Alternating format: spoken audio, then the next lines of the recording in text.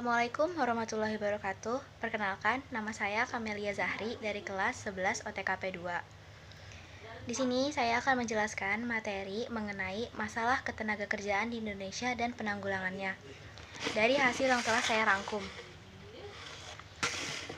Masalah ketenagakerjaan yang pertama yaitu ada jumlah angkatan kerja tidak seimbang dengan kesempatan kerja.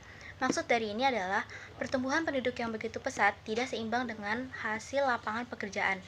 Maksudnya, sayangnya laju pertumbuhan pendudukan saat ini tidak diikuti oleh pertumbuhan kesempatan kerja, sehingga tidak keseimbangan jumlah angkatan kerja dengan kesempatan terjadi. Yang kedua, yaitu adanya mutu angkatan kerja yang rendah. Maksud dari ini adalah saat ini semua perusahaan atau pemberi kerja menginginkan angkatan kerja yang terampil, siap pakai, dan berpengalaman di bidangnya. Akan tetapi, faktanya sebagian besar angkatan kerja saat ini belum memiliki pengalaman kerja yang sesuai dan di bidang keahliannya. Faktanya hanya sebagian kecil angkatan kerja yang sudah siap bekerja saja. Yang ketiga, yaitu adanya persebaran angkatan kerja tidak merata. Pembangunan tidak merata di setiap daerah merupakan faktor penyebab utama tidak meratanya persebaran angkatan kerja, sehingga terjadinya kesulitan pencari pekerjaan. Yang terakhir, yaitu masalah upah tenaga kerja yang rendah. Upah yang rendah umumnya terjadi pada sektor-sektor pertanian, seperti dibayarnya hanya 30.000 dalam per hari dan tidak seimbang dengan jam ia bekerja. Dan ada juga yang seperti lulusan SD atau ijazahnya hanya sampai SD saja. Itu biasanya mereka juga mencari kesempatan kerjanya sangat kecil dan dibayarnya pun tidak sesuai dengan status ia lulus sekolah.